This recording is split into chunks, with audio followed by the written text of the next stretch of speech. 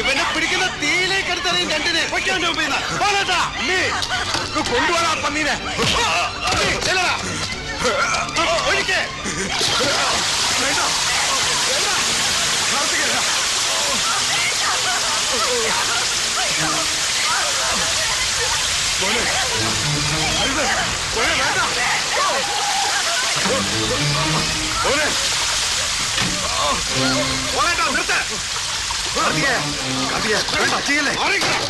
മോനെ കാർത്തികേയ, നീ എന്തിനുള്ള ഭാവ?